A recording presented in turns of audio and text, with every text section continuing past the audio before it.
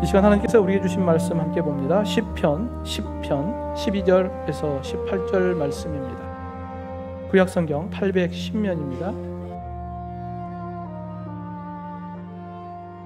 여호와여 일어나옵소서, 하나님이여 손을 드옵소서, 가난한 자들을 잊지 마옵소서.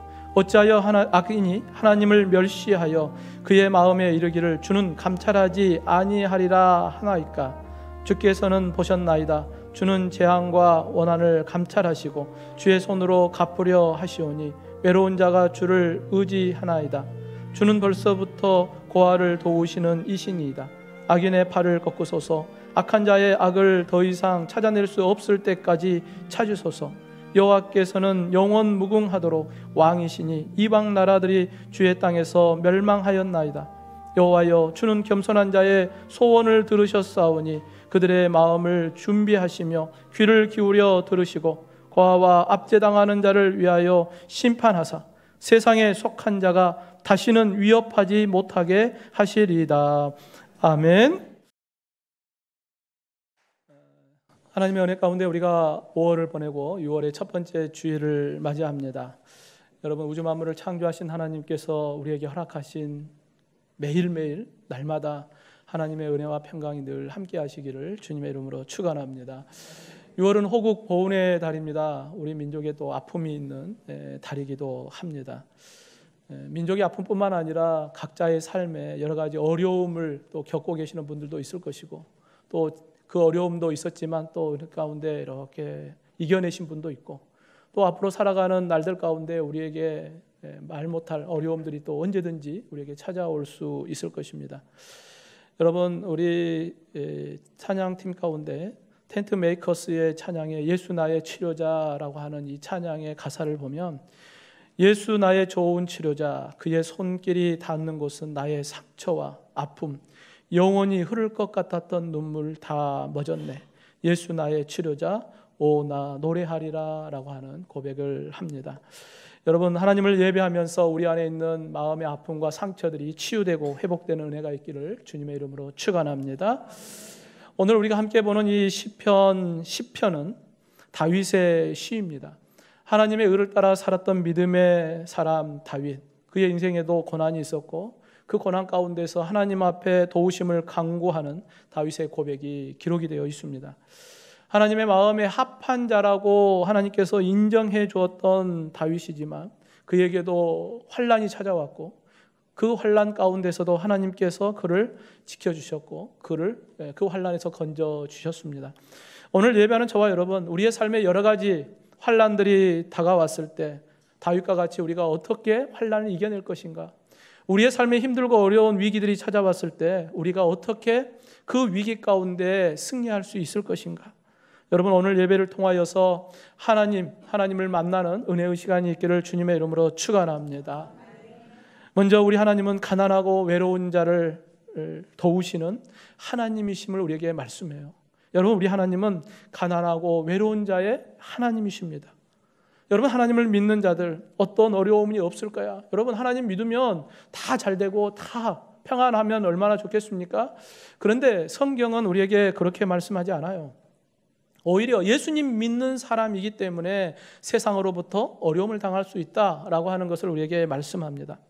로마서 8장 17절에 자녀이면 또한 상속자, 곧 하나님의 상속자요 그리스도와 함께한 상속자니 우리가 그와 함께 영광을 받기 위하여 고난도 함께 받아야 할 것이다 라고 우리에게 말씀하고 있습니다. 여러분, 우리가 하나님의 자녀이기 때문에 고난을 받는 거예요. 그 고난을 통하여 내가 하나님의 자녀이기 때문에 이 고난도 받는구나, 오히려 여러분 위로가 되기를 원합니다. 하나님의 거룩한 자녀이기 때문에 받는 고난이 있다는 거예요. 여러분, 이스라엘의 최고의 성군 다윗에게도 힘들고 어려운 고난의 시간들이 그에게 찾아왔어요. 여러분, 시편의 1절을 보면 여호와여 어찌하여 멀리 서시며 어찌하여 환난 때에 숨으시나이까 라고 하는 고백을 합니다. 그러니까 지금 다윗의 상황은 어떤 상황이에요? 힘들고 어려운 상황이에요. 근데 다윗에게 찾아온 이 환난이라고 하는 것이 잠깐의 때가 아니라 오랜 기간 동안에 지금 계속해서 밀려오는 고난이거든요. 그런데 하나님께서 나를 도우신다고 하는데 하나님은 보이지 않고 오히려 나를 대적하는 악한 자들은 더 형통하고 더 잘되고 더 번성하는 이러한 모습을 보니까 다윗은 더 힘든 거예요. 그러기에 다윗은 하나님을 향하여 왜 멀리 서 계시기만 합니까? 왜 우리의 환난을 외면하고 숨어 계십니까? 라고 하는 그러한 고백을 합니다. 이것은 하나님의 원망보다도 하나님께서 우리를 도와주셔야 합니다. 빨리 오십시오. 빨리 도와주십시오. 라고 하는 간절한 그의 마음의 표현이죠. 성도 여러분, 하나님께서 우리에게 약속해 주신 말씀, 볼지어다 내가 세상 끝날까지 너희와 항상 함께 있으리라 우리에게 말씀해 주셨잖아요. 여러분, 하나님이 항상 나와 함께 하심을 여러분 믿으십니까? 아멘. 근데 우리가 힘들고 어려울 때 하나님이 왜 나와 함께 하고 있지 않지? 왜 하나님은 늘 나와 함께 하신다고 하는데 내 눈에 보이지 않지? 왜 하나님의 음성이 내 귀에 들리지 않지? 그것 때문에 우리 안에 이러한 생각이 들어요. 정말 하나님은 나와 함께 하시는가? 이러한 의심이 우리에게 밀려올 때가 있습니다. 오히려 하나님이 나와 함께 하신다 그러는데 나에게 다가온 그 환난이 더 힘들어지고 더 환경은 어려워지고 그 문제들은 내게 더 크게 보이고 문제의 소리들은 나에게 더 크게 들릴 때가 있습니다. 이때 우리 믿음의 성도들이 어떻게 해야 할까요? 여러분, 다윗은 이와 같은 상황 가운데 어떻게 믿음의 반응을 보였을까요? 여러분, 중요한 것은 이와 같은 문제가 우리에게 찾아왔을 때 세상 사람들은 본능을 쫓아 아니면 육성을 쫓아 자신의 생각을 쫓아 반응해요. 하지만 믿음의 사람들은 믿음의 반응을 하는 거예요. 한번 따라해 봅시다. 믿음의 반응을 합시다. 우리 믿음의 사람들은 이와 같은 문제가 찾아오면 반응을 해야 되는데 어떤 반응이요? 믿음의 반응을 하는 거예요. 믿음의 반응을 통하여 내가 이걸 어떻게 해야 할까? 이 부분을 우리가 답을 찾는 것입니다. 여러분, 다윗이 블레셋 장수 골리앗을 쓰러뜨리고 난 이후에 백성들에게 인기가 폭발했어요. 그런데 다윗의 장인이었고 사울 왕이었던 그에게는 질투의 불씨가 됐어요. 그래서 다윗을 죽이려고 날마다 쫓아다녀요. 여러분, 다윗은 날마다 죽음의 공포 가운데 밤을 지새고 또 해가 떠오르면 나에게 또 하루가 시작됐구나 감사하고, 이러한 기간이 10년이었습니다. 10년 동안 도망 다녀야 했어요. 10년 동안 밤을 맞을 때마다 얼마나 두려웠겠습니까? 다윗이 맞이했던 새날은 다른 일반 사람들이 매일 만나는 하루가 아니라 그에게는 특별한 하루하루였을 것입니다. 왜냐하면 죽음의 위기에서 또 하루를 맞이하는 거니까 매일매일이 그에게 새로운 의미가 있었을 것입니다. 힘들고 어려울 때마다 다윗은 도우시는 하나님을 간절히 부르죠. 오늘 보면 12절 말씀에 여호와여 일어나옵소서, 하나님이여 손을 두옵소서, 가난한 자를 잊지 마옵소서라고 고백합니다. 다윗은 자기 자신이 어떤 자라고 고백해요? 나는 가난한 자입니다. 여러분이 가난한 자라고 하는 원어 의미를 보면 고통받는 자, 낮고 보잘것없는 자예요. 하나님, 나는 정말 낮고 보잘것없는 사람입니다. 그러게 하나님이 필요합니다. 여호와여 일어나소서. 일어난다 하는 것은 달리다 쿰 할 때 이 쿰이거든요. 일어난다는 거예요. 전쟁을 치르기 위하여 그 자리에서 일어난다는 거예요. 하나님, 나를 대적하는 대적자들과의 전쟁을 위하여 일어나십시오. 승리를 위하여 일어나십시오. 하나님이 일어나셔야 내가 승리할 수 있습니다. 하나님 일어나옵소서라고 하는 고백을 합니다. 또 하나님 손을 두옵소서. 여러분, 하나님의 손은 권능이거든요. 능력이거든요. 하나님, 나는 이와 같이 힘들고 어렵습니다. 하나님의 능력의 손으로, 하나님의 그 권능의 손으로 하나님 나를 붙잡아 일으켜 주셔서 그들을 싸워 이기게 해 주십시오. 여러분, 다윗은 이와 같은 믿음의 고백을 하는 거예요. 여러분, 오늘 본문 14절에 주께서는 보셨나이다. 주는 재앙과 원한을 감찰하시고 주의 손으로 갚으려 하시오니 외로운 자가 주를 의지하나이다. 주는 벌써부터 고아를 도우시는 이신이다 라고 하는 고백을 해요. 여러분, 다윗은 또 자신이 어떤 자라고 해요? 나는 외로운 자입니다. 나는 고아와 같은 자입니다. 여러분, 외로운 자는 것은 불행한 자라 이러한 의미를 갖고 있어요. 하는 일마다 안 돼. 하는 일마다 불행해. 모든 일들이 잘 안 돼. 근데 사람들이 내 편이 되어주지도 않아. 그러니까 고아와 같이 나는 외롭기만 한 이와 같은 상황 가운데 있습니다. 그럼에도 다윗은 이 불행 가운데, 이 외로울 때 그의 고백은 언제나 하나님께서 나를 보셨습니다. 하나님께서 나를 감찰하십니다. 하나님은 나의 도우심이십니다 라고 하는 이러한 믿음의 고백을 하고 있습니다. 성도 여러분, 이스라엘의 최고의 성군인 다윗의 영광을 우리가 바라보면, 야, 다윗은 왕으로서 최고의 영광을 누리는 사람이다 라고 우리가 생각하겠지만, 과거 다윗의 삶의 모습을 보면 어떤 삶이에요? 가난하였고 고통스러웠고 보잘것없고 하는 일마다 힘들고 어려웠던 삶이었음을 우리가 보게 됩니다. 여러분, 다윗은 어려서 아버지로부터 인정받지 못했죠. 형들로부터도 인정받지 못했던 어린 시절을 보냈어요. 아버지의 유산을 물려받는 것은 형들이 더 많이 물려받거든요. 형들의 몫이 더 크거든요. 그러면 양을 누가 쳐야 돼요? 형들이 쳐야 되거든요. 근데 형들이 양을 치는 게 아니라 막내인 다윗이 양을 치고 있는 거예요. 억울하죠. 여러분, 양을 치다 보니까 맹수들이 몰려와서 양을 잡아먹으려 해요. 그러면 또 목숨을 걸고 그 맹수와 싸워서 맹수의 입에서 양들을 건져내어야 했어요.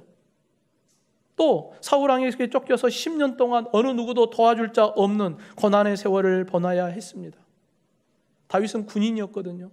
늘 목숨을 걸고 전쟁터에 나가 싸워야 했어요. 언제 죽을지 모르는 그러한 죽음의 위기가 다윗의 삶이었습니다. 이와 같이 가난하고 외로운 그와 같은 다윗의 삶의 모습에 다윗은 고백합니다. 여호와여 일어나옵소서, 하나님이여 손을 두옵소서라고 하나님의 도우심을 간구하는 다윗의 모습을 봅니다. 성도 여러분, 내가 믿는 하나님은 어떤 하나님입니까?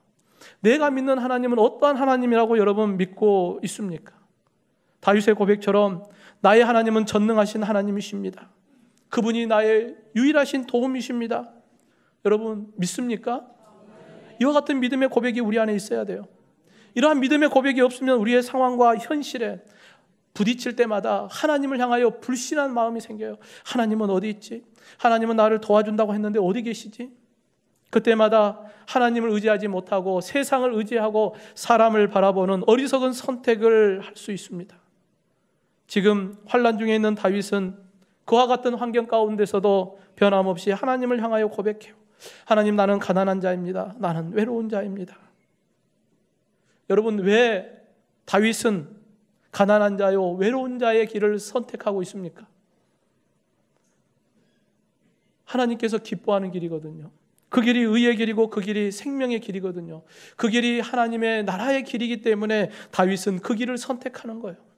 세상의 많은 사람들은 평안하고 행복하고 기쁘고 즐겁고 많은 사람이 가는 그 길을 선택합니다. 하지만 우리 믿음의 성도들이 선택해야 할 길은 어떤 길이에요? 먼저 그의 나라와 의를 구하는 길을 선택해야 돼요. 그러니까 힘든 거예요. 그렇기 때문에 가난한 자, 외로운 자와 같이 힘들고 어려운 길을 우리가 가야 합니다.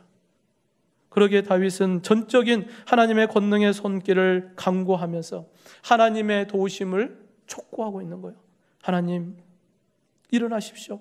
하나님, 나의 손으로 하나님 나를 붙잡아 주십시오. 세상과 적당히 타협하면 얼마나 편합니까? 그죠? 여러분, 하지만 우리는 세상과 구별된 그리스도인이기 때문에 우리가 세상과 구별된 삶을 선택해야 하고, 그 길을 선택하다 보니까 가난한 길, 또 외로운 길을 우리가 선택해야 합니다. 하나님의 나라와 의를 따르는 길이 결코 쉽지 않습니다. 그러게 하나님께서는 이사야 2장 22절에 너희는 인생을 의지하지 말라. 그의 호흡은 코에 있나니 새말 가치가 어디 있느냐라고 말씀해요. 사람을 의지하지 말라는 거예요. 그거 아무 가치 없다 우리에게 말씀합니다. 시편 146편 3절에 귀인들을 의지하지 말며 도울 힘이 없는 인생도 의지하지 말라라고 말씀합니다. 야, 어리석게 사람 의지하지 마. 아무 능력 없다. 오직 능력의 하나님이 너희와 함께 하신다라고 우리에게 약속하고 있습니다. 사랑하는 성도 여러분, 이사야 59장 1절에 여호와의 손이 짧아 구원하지 못하심도 아니요 귀가 둔하여 듣지 못하심도 아니라 우리에게 말씀하고 있습니다. 우리 하나님의 손은 결코 짧지 않아요. 우리 하나님은 전능하신 하나님이심을 여러분 믿으시기를 주님의 이름으로 축원합니다. 이와 같은 믿음이 있을 때 다윗과 같이 하나님, 내가 가난하고 외롭지만 세상 바라보지 않고 사람 의지하지 않고 오직 하나님만을 의지합니다. 하나님, 전능의 손으로 나를 붙잡아 주십시오. 여러분, 이와 같은 믿음의 고백을 통하여 반드시 승리할 수 있기를 주님의 이름으로 축원합니다. 또한 공의로우신 하나님은 악한 자의 심판 중입니다. 여러분, 우리 하나님은 공의로우신 분이에요. 그러니까 반드시 심판하시는 분이심을 여러분 기억하기를 원합니다. 여러분 지금 하나님을 의지하며 하나님의 의의 길을 걷는 다윗, 그에게 하나님 때문에 하나님의 길을 걷다 보니까 어려움이 그에게 찾아왔어요. 다윗을 대적하는 자들은 어때요? 오히려 형통합니다. 오히려 잘 됩니다. 오히려 번성하고 성공하는 모습들이 보입니다. 그러한 모습 볼 때마다 분노하죠. 억울합니다. 왜 나는 하나님의 길을 가는데 이와 같이 나의 대적자들은 형통하기만 할까? 이러한 마음이 있지 않겠어요? 본문 13절에 보면 어찌하여 악인이 하나님을 멸시하여 그의 마음에 이르기를 주는 감찰하지 아니하리라 하나이까? 라는 고백을 해요. 여러분, 하나님을 대적하는 자들, 악한 자들이 말하기를 야, 하나님이 우리를 감찰한다고? 하나님이 우리의 삶을 관여한다고? 그런 것 없어. 그러면서 하나님을 멸시하는 거예요. 여러분, 하나님을 대적하는 자들, 그들은 어떤 사람들입니까? 시편의 2절을 보면 악한 자가 교만하여요. 그들은 교만한 자임을 말씀합니다. 하나님을 대적하는 이 악한 자들, 이들은 교만하여서 하나님이 없다는 거예요. 또 3절에 보면 여호와를 배반하여 멸시하나이다. 세상에 많은 물질의 복을 받으니까 그것이 교만에 빠져가지고 하나님을 배반해요. 하나님을 멸시합니다. 하나님을 더욱더 멀리해요. 그러면서 그 악한 자들이 결국은 어때요? 4절에 보면 하나님이 없다 하나이다. 결국은 악한 자들의 고백이 무엇입니까? 하나님은 없어. 하나님은 없는 거야 라고 하는 이야기를 하는 거예요. 성도 여러분, 하나님을 두려워하는 악한 자들, 하나님을 두려워하지 않는 이 악한 자들이 세상에서 잘 되고 형통하고 복을 받고 모든 것들이 잘 되는 이러한 모습들을 볼 때 여러분 어떤 마음이 드십니까? 여러분, 악한 자들이 잘 되는 거 보면 어떤 마음이 들어요? 한편으로는 부럽죠. 솔직히 말해서 우리끼리 있으니까 부럽죠. 그러지 않습니까? 악한 자들이 잘 되는 거 보면 한편으로는 부러워요. 참 부럽다. 나도 저렇게 됐으면 좋겠다. 그러한 생각, 인간적이기 때문에 그러한 마음이 들 수 있습니다. 근데 여러분, 악한 자는 끝까지 형통할까요? 끝까지 그들은 성공할까요? 그들의 성공은 영원할까요? 성경은 그렇게 말씀하지 않습니다. 지금 현재 잘 되는 것 같고 형통한 것 같고 모든 일이 다 잘 되는 것 같아요. 잘 풀리는 것 같고 복이 많이 받은 것 같은데 다윗은 공의로우신 하나님께서 이 악한 자들을 어떻게 하실 것인가를 그는 잘 알고 있었어요. 오늘 본문 15, 16절에 보면 악인의 팔을 꺾으소서, 악한 자의 악을 더 이상 찾아낼 수 없을 때까지 찾으소서. 여호와께서는 영원 무궁하도록 왕이시니 이방 나라들이 주의 땅에서 멸망하였나이다 라고 하는 고백을 합니다. 하나님, 악인의 팔을 꺾어버리십시오. 그들의 모든 악한 권세를 다 꺾어버리십시오. 악한 자들의 모든 죄악을 탈탈 털어서 다 찾아내서 철저하게 심판하십시오. 여러분, 로마서 6장 23절에 우리가 잘 아는 말씀이에요. 죄의 싹은 사망이에요. 여러분, 지금 악한 자들이 잘 되는 것 같죠? 그러나 결국 그 싹은 뭐예요? 사망이거든요. 영원한 사망입니다. 오히려 하나님을 향하여 믿음의 길을 걷는 사람이 지금은 힘들고 어렵지만 그 끝은 영생이라고 말씀하고 있습니다. 우리 하나님은 공의로우신 하나님이에요.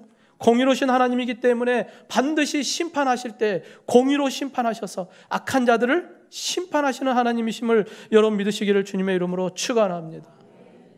하나님은 그리스도 예수, 우리 주 안에 있는 영생을 주시는 분이시기에 잠깐의 악한 자들의 형통함을 우리가 부러워하지 말고 그들의 그 형통함을 쫓아가지 말고 오히려 우리는 그들의 끝이 어떠한가를 우리가 알기 때문에 그들을 바라볼 때마다 우리가 부러워하는 마음이 아니라 여러분 긍휼한 마음을 갖기를 주님의 이름으로 축원합니다.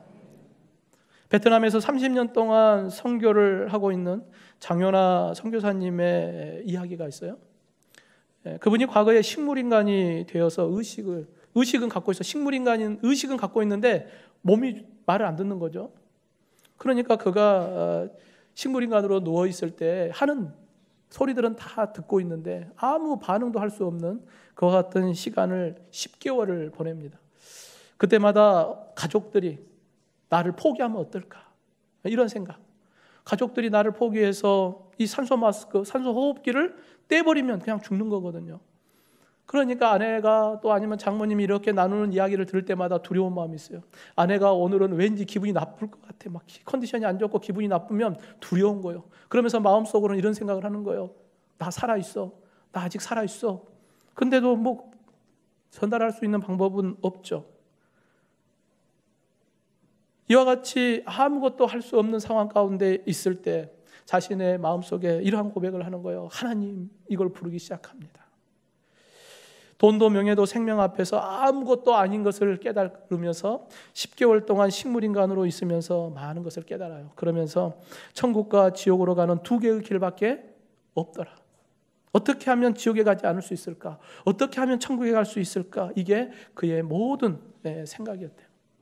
그리고 그 식물인간에서 건강을 회복하고 깨어 있어서 베트남의 선교사로 가서 그곳에 30년 동안 선교를 하면서 300여 교회를 세웁니다. 여러분 간증이 있으니까 한번 들어보면 큰 은혜가 될 거예요. 여러분 베트남의 선교사로 하나님의 일꾼으로 쓰임받고 있을 때 그의 고백이 무엇이겠습니까? 세상이 아무리 성공했다 할지라도 그가 아무것도 아니더라. 영원한 하나님의 나라 천국이 있기에 어떻게 하면 영원한 생명을 얻을 수 있을까? 천국에 갈 수 있을까? 이게 전부였다는 거예요. 야고보서 4장 14절에 내일 일을 너희가 알지 못하는도다. 너희 생명이 무엇이냐? 너희는 잠깐 보이다가 없어지는 안개니라 말씀하고 있습니다. 여러분 악한 자들이 형통함에 대해서 부러워하지 마십시오. 잠깐이에요. 안개와 같이 사라질 것이라고 말씀하고 있습니다. 그러나 그 끝은 무엇입니까? 하나님의 심판이에요. 요한계시록 18장 2절에 힘찬 음성으로 외쳐 이르되 무너졌도다 무너졌도다 큰 성 바벨론이여 귀신의 처소와 각종 더러운 영이 모이는 곳과 각종 더럽고 가증한 새들이 모이는 곳이 되었도다라고 말씀해요. 여러분 큰 성 바벨론, 그 큰 성 바벨론도 결국은 하나님의 심판의 때가 되면 다 무너져요. 아무것도 아님을 말씀하고 있습니다. 반드시 공의로우신 하나님께서 마지막 때가 되면 심판하신다라고 말씀하고 있습니다. 사랑하는 성도 여러분, 공의로우신 하나님이심을 여러분 믿으시기를 간절히 원합니다. 히브리서 9장 27절의 말씀처럼 한 번 죽는 것은 사람에게 정해진 것이요 그 후에는 무엇이 있어요? 심판이 있으리라 우리에게 말씀하고 있습니다. 그러게 오늘도 우리가 공의로우신 하나님을 바라보면서 내가 비록 하나님의 의의 길을 걷는 것이 가난하고 외로운 길이라 할지라도 공의로우신 하나님 앞에 내가 설 때 어떤 모습으로 설 것인가? 잠시 잠깐의 악한 자들의 형통함 부러워하지 말고 공의로우신 하나님이 나의 하나님이심을 여러분 꼭 믿으시고 반드시 공의로우신 하나님을 바라보며 믿음의 길을 걷는 저와 여러분 되기를 주님의 이름으로 축원합니다. 마지막으로 우리 하나님은 겸손히 하나님을 섬기는 자의 소원을 이루시는 분이십니다. 여러분 지금 다윗의 대적자들 악한 자들을 바라보면서 다윗은 하나님의 도우심을 간구해요. 여호와여 일어나옵소서, 하나님이여 손을 두옵소서, 가난한 자를 잊지 마옵소서, 하나님 앞에 속히 일어나서 나를 위하여 손을 들어주십시오라고 촉구를 합니다. 하나님의 나라와 의를 위하여 걷는 이 가난하고 외로운 길이 얼마나 힘들었겠습니까? 여러분 성도 여러분, 다윗의 출생은 별 볼 일 없는 가정이었어요. 또 성장의 과정을 봐도 별 볼 일 없는 아이로 성장하고 있었어요. 그런데 하나님께서 사무엘 선지자를 통하여서 그를 피택하셨고 그에게 기름을 부어서 이스라엘의 왕으로 선택을 합니다. 여러분 이것이 하나님의 은혜예요. 이 땅에 많은 사람이 있지만 별 볼 일 없는 나를 하나님께서 창세전부터 택하시고 하나님의 자녀로 불러주신 것, 여러분 이것이 하나님의 은혜임을 여러분 기억하기를 원합니다. 그렇게 다윗은 왕위에 올랐음에도 교만하지 않고 언제나 겸손히 하나님을 섬기는 믿음의 모습을 우리가 볼 수가 있어요. 여러분 역대상 15장에 보면 다윗이 하나님의 언약궤가 예루살렘으로 들어올 때 다윗이 기뻐하며 춤추며 맞이합니다. 여러분 이 모습을 보았던 아내 미갈이 어떤 생각을 해요? 왕으로서 채통 없는 짓 한다는 거예요. 어찌 왕이 돼가지고 저렇게 춤추고 저렇게 몸짓을 하냐는 거예요. 그래서 성경에 보면 업신여겼다라고 기록하고 있습니다. 여러분 이스라엘의 왕 정도 되면 채통을 지켜야죠. 그러지 않습니까? 그래도 권위가 있는 사람인데 그러면 안 되죠. 그런데 다윗은 세상의 왕인 지금 나의 모습보다도 더 중요한 것은 만군의 여호와 하나님 앞에 내가 하나님을 찬양하며 예배하는 것이 그에게는 더 중요했던 거예요. 그러니까 하나님 앞에 늘 겸손한 모습으로 하나님을 섬기는 다윗의 모습을 우리가 볼 수가 있습니다. 왜 다윗은 이스라엘의 왕이 됐으면서도 하나님 앞에 철저하게 겸손의 삶을 살 수 있었을까? 여러분, 오늘 본문 16절에 보면 여호와께서는 영원 무궁하도록 왕이시니 이방 나라들이 주의 땅에서 멸망하였나이다 라고 하는 고백을 합니다. 여러분, 다윗은 이스라엘의 왕입니다. 하지만 하나님은 어떤 분이에요? 영원 무궁하신 왕이에요. 만군의 왕이십니다. 그러기에 그 모든 나라들은 바로 하나님의 통치를 받는 거예요. 하나님의 통치를 받아야 할 나라, 하나님을 통치를 받아야 할 왕들이 하나님을 대적하면 하나님께서 어떻게 하셨어요? 이방 나라들이 주의 땅에서 멸망하였나이다. 하나님께서 다 멸망시켜버렸어요. 그러기에 다윗은 그가 이스라엘의 왕이지만 만군의 여호와 하나님의 그 통치하심을 겸손하게 받았어요. 성도 여러분, 우리에게 겸손의 본이 되신 분이 바로 예수 그리스도이십니다. 하나님의 영광의 그 자리, 그 동등하신 자리를 버리시고 인간의 모습으로 우리에게 찾아오셨어요. 내 원대로 마시옵고 아버지의 원대로 되기를 원하나이다. 언제나 겸손히 아버지의 뜻을 쫓아 하나님의 구원의 사역을 완성시키시는 분이 예수님이십니다. 십자가의 대속의 제물이 되어주시기까지, 자신의 생명을 내어주시기까지 겸손하게 순종하셨던 분이 바로 예수님이십니다. 오늘도 그 예수님을 통하여서 우리가 구원을 받았으니까 우리도 하나님 앞에 겸손히 주의 말씀을 따르는 것이 당연한 것 아니겠습니까? 오늘 보면 17, 18절의 말씀에 여호와여 주는 겸손한 자의 소원을 들으셨사오니 그들의 마음을 준비하시며 귀를 기울여 들으시고 고아와 압제당하는 자를 위하여 심판하사 세상에 속한 자가 다시는 위협하지 못하게 하시리이다 라고 하는 고백을 합니다. 여러분, 다윗은 겸손히 하나님을 믿고 의지하는 자들, 하나님은 그들의 기도를 들으시고 응답하십니다. 세상에 속한 자, 악한 자에 대해서 하나님은 반드시 심판하실 것입니다. 지금 가난하고 외로운 자를 위협하는 그들, 더 이상 그들을 위협하지 못하도록 하나님께서 지켜주실 것입니다 라고 하는 믿음의 고백을 합니다. 성도 여러분, 우리 하나님은 믿음의 성도들이 하나님 앞에 겸손하게 하나님을 경외하며 섬기기를 원해요. 하지만 세상에 속한 자들, 대적한 자들은 하나님을 향하여 하나님이 없다, 하나님이 없다고 이야기합니다. 그러게 결국 하나님의 심판의 대상일 수밖에 없는 거예요. 여러분, 다윗의 위대함은 내가 비록 가난하고 외롭지만 만군의 여호와 하나님만 겸손히 잘 섬기면 하나님은 반드시 나의 소원을 들으시는 하나님이시고 반드시 나를 지켜주시는 하나님이심을 그는 믿었던 거예요. 여러분, 우리가 잘 아는 시편 23편의 다윗의 고백을 우리가 보면 1절에 보면 여호와는 나의 목자시니 내게 부족함이 없습니다. 오직 여호와 하나님만이 나의 목자이십니다 라는 고백을 해요. 그분이 나의 목자이시기 때문에 4절에 내가 사망의 음침한 골짜기를 다닐 때라도 나는 두려워하지 않습니다. 왜요? 주님께서 나와 함께 하시고 나를 안위하여 주시기 때문입니다.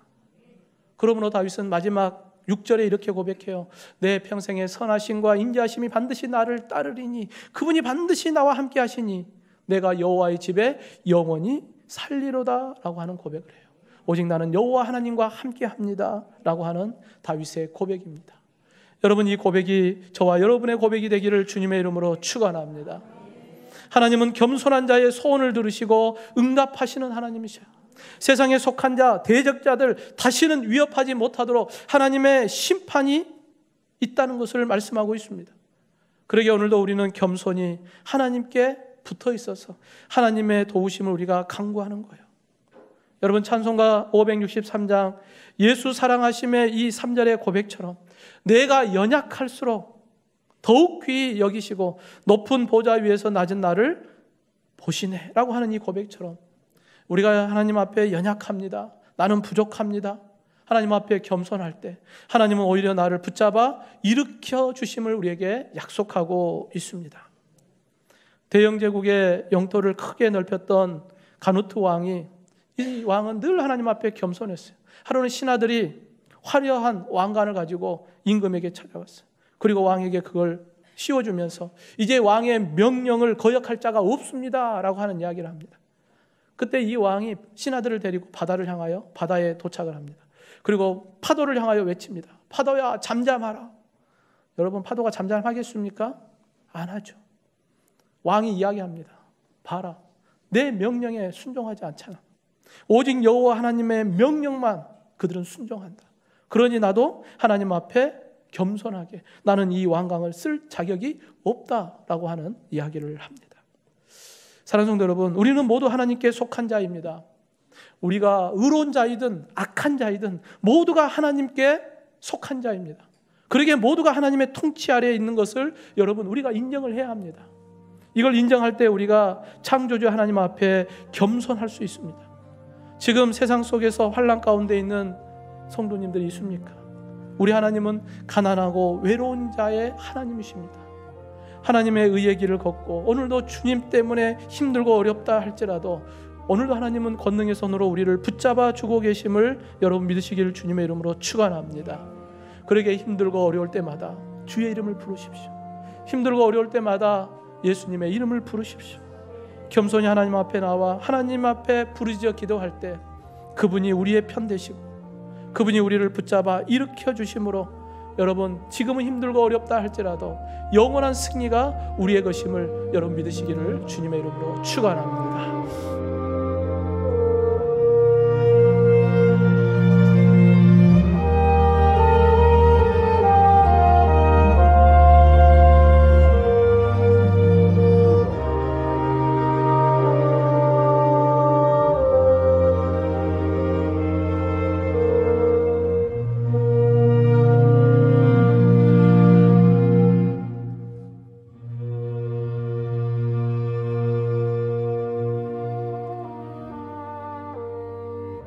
여호와여 일어나옵소서. 하나님이여 손을 드옵소서. 가난한 자들을 잊지 마옵소서. 어찌하여 악인이 하나님을 멸시하여 그의 마음에 이르기를 주는 감찰하지 아니하리라 하나이까. 주께서는 보셨나이다. 주는 재앙과 원한을 감찰하시고 주의 손으로 갚으려 하시오니 외로운 자가 주를 의지하나이다. 주는 벌써부터 고아를 도우시는 이신이이다. 악인의 팔을 꺾으소서. 악한 자의 악을 더 이상 찾아낼 수 없을 때까지 찾으소서. 여호와께서는 영원 무궁하도록 왕이시니 이방 나라들이 주의 땅에서 멸망하였나이다. 여호와여 주는 겸손한 자의 소원을 들으셨사오니 그들의 마음을 준비하시며 귀를 기울여 들으시고 고아와 압제당하는 자를 위하여 심판하사 세상에 속한 자가 다시는 위협하지 못하게 하시리이다.